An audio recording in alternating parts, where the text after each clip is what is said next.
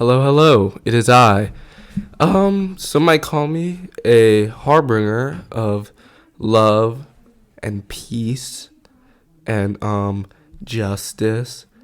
But they failed to mention that I'm also the harbinger of pain and total evisceration of your mind, soul and body and mind.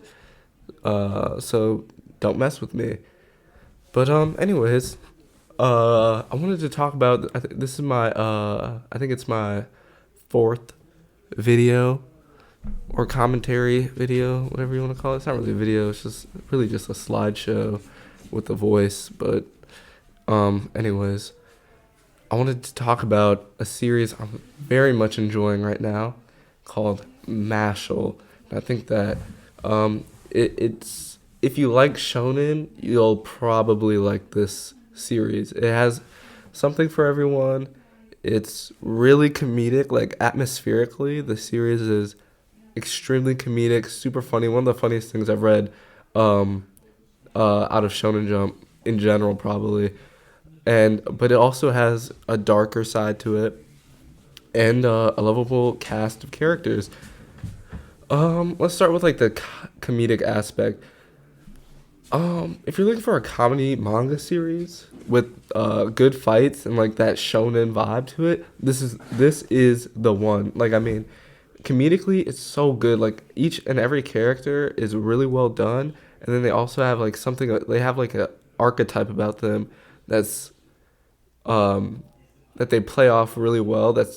And the characters they play off of each other. Like for example, Mashle, he's a protagonist and he doesn't have any magic abilities. This is set in like a magical world, but he doesn't have any magical abilities, so he'll do anything and then say magic at the end of it, so he gives the illusion that he has magic abilities. For example, he'll throw a boulder at your forehead and then call it boulder throwing magic and then just leave it at that. And then there's this other guy who has explosion magic, and his whole thing is that he's obsessed with being like the main character or having like that protagonist personality. So every time Mashle does something cool, he'll like be in the corner just crying or something. So it's very funny, and the characters are really lovable, and they're somewhat fleshed out. But in terms of the darker side to the series, it's pretty much set up so like the world is a magic world, but it's not just well, it is just magic people, but for a reason. The reason being that whenever someone's born without magic, they're destroyed completely. They're annihilated from this universe. They're killed because they think that this world is only meant to have people with magic, and Mashle, our main character, doesn't have magic, so you can kind of see why he has to hide the fact that he doesn't have magic. And he does this. He's able to do this well because he's trained so much. He kind of has like this Saitama effect where he's trained so much that he has like this uncanny amount of strength, almost to like a comedic level, where he can just pretty much do anything a person with magic abilities can, without having to wave a wand. He can just throw boulders. He just do insane feats of strength that, aren't possible, but he does it anyways. And the series starts off, he lives in the forest with his, this older guy. I don't know if he regards him as a father or grandfather. I think a father he does. But yeah, so he lives with this guy, and who has magic, obviously, and he's hiding Mashle because he doesn't want, Mashle to die. He loves Mashle, Mashle loves him, whatever. And Mashle ends up, some things happen. He ends up getting enrolled to this magic academy, and he's trying to make it through without revealing that he doesn't have magic. That's where a big piece of the comedy comes in. And he wants to do this also because there's this thing in the school where if you rise the ranks and you become stronger and stronger and you like get decent grades or whatever, you can be uh, you can receive this position called the Divine Visionary, and then from that point on, you can start like setting rules and stuff. And so he pretty much wants to change society, and he wants to change the way like the laws of how non-magic users are just killed off and stuff. He wants to change that. And for a big the series right now, it's like 40 chapters, so it's a really easy, it's not only a really easy read, but you can also get it done very quick if you're just starting. Like, I mean, probably you can get it finished, not gonna lie, in like a day. I'd say maybe 12 hours, possibly 5. I'm just being honest.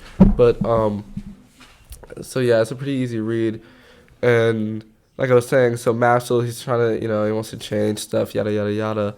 But there's also a lot of fights. There's a lot of people against him, and the basic shonen stuff. It's funny because it does have basic shonen tropes, like the fights. It's like he fights him, he wins, and then it's Taku no Jutsu. But it's like that. It's think of like a Naruto versus Pain. Not on that level, obviously, but like a speed run edition. Like if you were speed running that fight, that's what Mashle is. He fights these people, beats them up, Taku no Jutsu, wraps it all up in like 2-3 chapters. You know what I mean? And it doesn't feel rushed, even though it doesn't feel rushed, even though it happens quickly. Because you do get to, you do feel for these characters, and then even Mashle, after it's all done, he's like, you're not that bad of a guy. Let's be friends and stuff like that. So that's a cool aspect of it. And it fits well for like how the series or how the manga's written. It fits very well. It works out very well. I know, like, if you heard someone tell you that's how it works, you'd probably be like, I don't know. It kind of seems... No, but it does really work well for the series. That's something I like about it. But recently in the series, in recent chapters, the world, I feel like it's going to start expanding more. You can tell, like, they're developing certain aspects of the world, certain aspects of magic abilities that people have. And just recently we got a reveal that certain people with a certain level of magical powers can, and I want to talk about the powers too, but a certain people with certain amount of power can pretty much transform their wand into like a further state and become even more powerful. I don't want to get too deep into that because it just happened. But yeah, the powers themselves it's not JoJo level. It's not, this paperclip is going to murder you by transforming into your mom and give it. I'm sorry. But, it's not JoJo level where it's like they're, super crazy, super clever about it, yada, yada. But they are clever, and the powers are very interesting. Like, there's this one guy, and the way they deal with it, too. There's this one guy, he has the ability, it sounds really broken, and it is.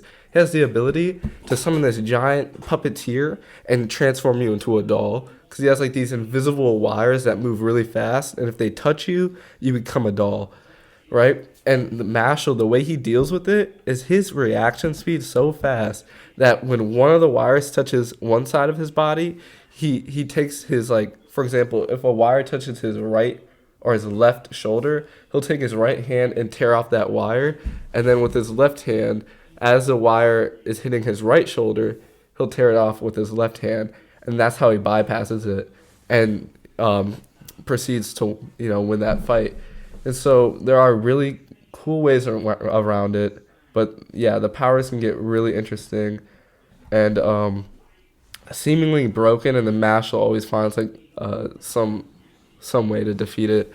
And that's something I like, is that Mashle, while he is the main character and while they do take time to develop like how strong he is and whatnot, they also take time to develop the side characters and how strong they're becoming.